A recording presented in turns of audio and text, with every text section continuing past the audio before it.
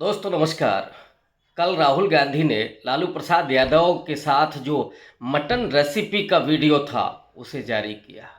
लालू प्रसाद यादव के पूरे परिवार के साथ जो उन्होंने गुफ्तगू की, जो राजनीतिक बातचीत की, उसका पूरा वीडियो राहुल गांधी के अपने यूट्यूब चैनल पर मौजूद है और इसको बहुत देखा गया है, सराहा गया है। पहली बात तो ये कि राहुल गांधी इस समय इस देश के लोगों की जुबान पर है, कहानियां बन रहे हैं। और ये यात्रा शुरू हुई थी उस भारत जोड़ो यात्रा से।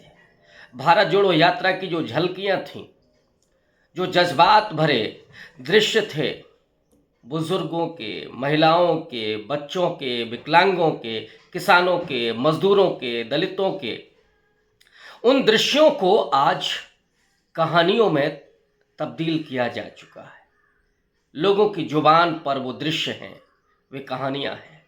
और जब कोई नेता कहानी बन जाता है तो उसकी लोकप्रियता घर घर तक पहुंच जाती है। राहुल गांधी आज कहानी बन गए हैं और इसलिए मैं समझता हूं कि इस समय सबसे ज़्यादा लोकप्रिय अगर कोई राजनीतिक व्यक्ति है तो वो राहुल गांधी है।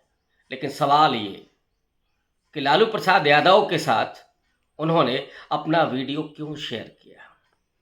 दोस्तों आप जानते होंगे कि नरेंद्र मोदी के राजनीतिक गुरु लालकृष्ण आडवाणी, मुरली मनोहर जोशी आज कहाँ हैं, क्या उनकी हैसियत हो गई है।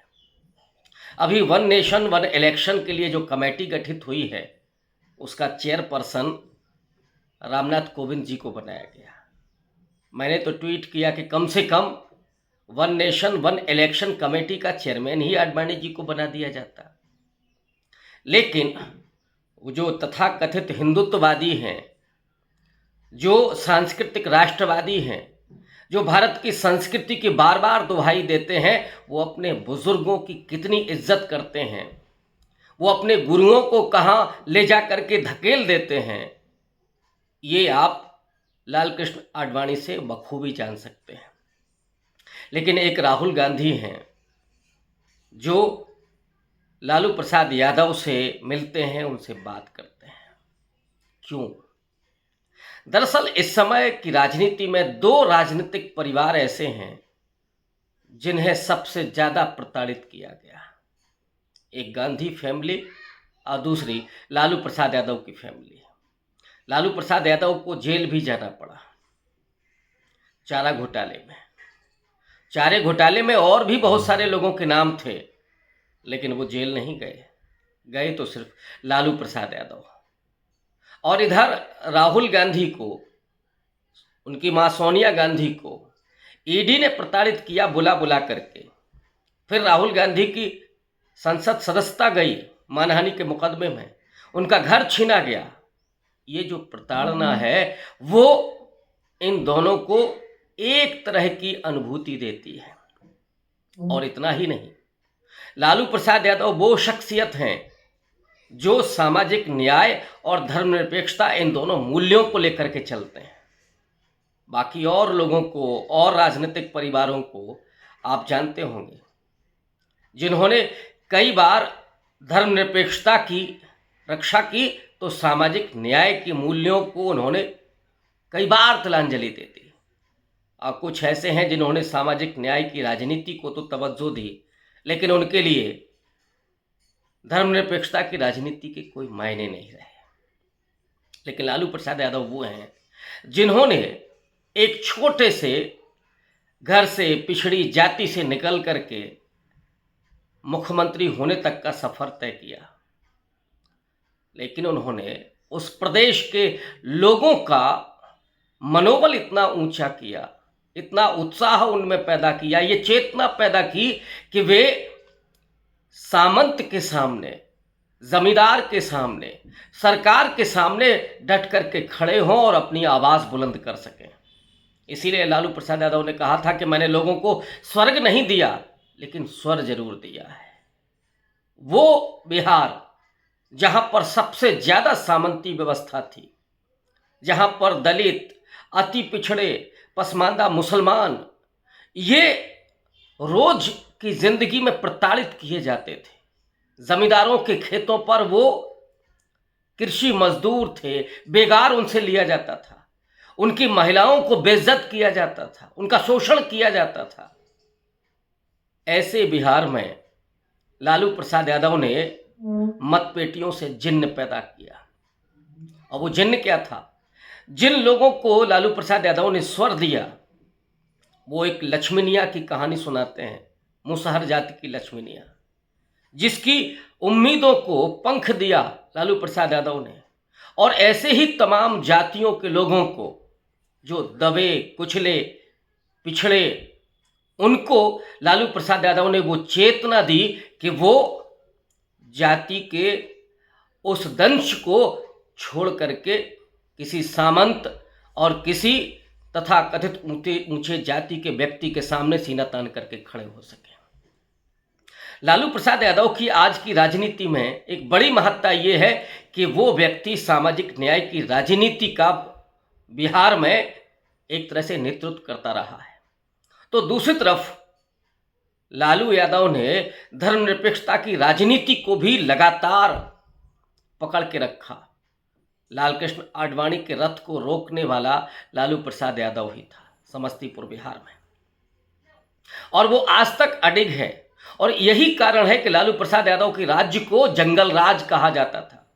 लालू यादव अगर किसी अगड़ी जाति में पैदा होते और वो मुख्यमंत्री होते तो क्या उनके राज्य को जंगल राज कहा जाता? उत्तर प्रदेश में जो बुलडोजर राज चल रहा है, क्या इसको जंगल राज कहा जाएगा?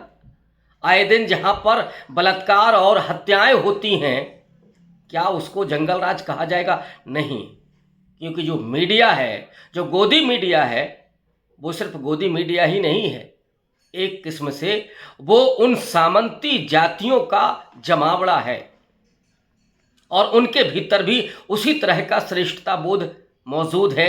इसलिए वो किसी आदिवासी जमात से निकलने वाला, किसी दलित से निकलने वाला, कोई पिछड़े समुदाय से निकलने वाले किसी राजनेता को वो बर्दाश्त नहीं कर पाते।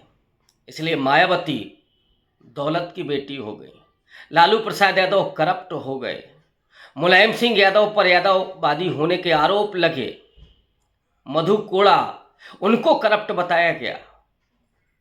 ऐसे ही तमाम, हेमंत सोरेन, ऐसे ही तमाम नाम हैं इस फेरिस्ट में जिनको आप गिनते चले जाइए।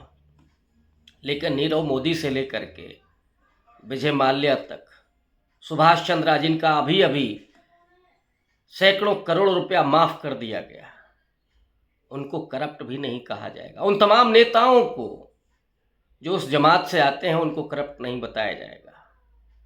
इसीलिए राहुल गांधी उन लालू प्रसाद यादव से मिलते हैं जो सामाजिक न्याय और धर्मनिरपेक्षता की राजनीति का पुरोधा है, जिसने अपने मूल्यों से समझौता नहीं किया। और वो परिवार, जिस परिवार को क्रिटिसाइज किया जाता है, मजाक उड़ाया जाता है, जिसके यहाँ क्रिकेट टीम है, लेकिन कोई ऐसा राजनीतिक परिवार, कोई ऐसा धनाढ्य और सामंती व्यक्ति आपको मिला कि जिसकी बेटी ने किडनी दी हो? ऐसे संस्कार लालू प्रसाद यादव ने अपने परिवार को दिए। तेजस्वी यादव मंच पर चलते हुए और डगमगाते हुए लालू प्रसाद यादव को सहारा देते हैं। ये भलमनसाहत, ये बड़प्पन क्या आपने नरेंद्र मोदी में देखा है अपने गुरु के लिए? हाँ, वो अपनी माँ के पास जरूर पहुँचते थे, लेकिन बहुत सारे कैमरे लेकर के। उस मुलाकात का भी ब्रांडिंग की जाती थी, माँ की ब्रांडिंग की जाती थी, लेकिन उस माँ को उस तरह से सहारा और सम्मान नहीं मिलता था। बेटा कभी उसका दुख दर्द नहीं पूछता था। अगर पूछता होता तो ये भी ज़रूर वीडियो सामने आता। तो खैर, वजह यही है कि ऐसा परिवार जिसका अनुभव, जिसका संघर्ष, जिसका राजनीतिक नेतृत्व, और इसीलिए राहुल गांधी वहाँ पर वो राजनीतिक रेसिपी पहुँचने के लिए जाते हैं, पूछने के लिए जाते हैं, समझने के लिए जाते हैं। और वो राहुल गांधी ये भी कहते हैं कि जैसे जैसे गरीबी बढ़ती है, वैसे वैसे ये सांप्रदायिक ताकतें मजबूत होती हैं। और इसीलिए इन्होंने पहला काम ये किया कि देश में गरीबों को बढ़ाया जाए, गरीबी का विस्तार किया जाए। घोषित रूप से 82 करोड़ लोगों को 5 किलो राशन की लाइन में लगा दिया गया है। तो दूसरी तरफ जो धन्ना सेठ हैं, जो धन कुबेर हैं वो तीसरे नंबर पर पहुंच गए। जितने वित्तीय घोटाले उन्होंने किए, मोदी जी के साथ रिश्ता क्या है ये राहुल गांधी पूछ रहे थे अडानी का, और अब तो नाम ही मिल गया है मोडानी। जैसे गोदी मीडिया है वैसे ही मोडानी नाम चल गया है, और उस मोदानी नाम ने इस पूरे रिश्ते का पर्दाफाश कर दिया है। लेकिन मोदी जी कभी उस पर बात नहीं करेंगे, उसकी कभी कोई जांच नहीं कराएंगे, वो बच कर के निकलना चाहते हैं। लेकिन अब ये जो राजनीति की रेसिपी तैयार हुई है उसने नरेंद्र मोदी के लिए बेहद मुश्किलें साबित कर दी हैं। और लालू प्रसाद यादव का होना अपने आप में सामाजिक न्याय और धर्मनिरपेक्षता की राजनीति का, उनके मूल्यों का जीवित रहना माना जाता है, सुनिश्चित होता है। शुक्रिया, धन्यवाद।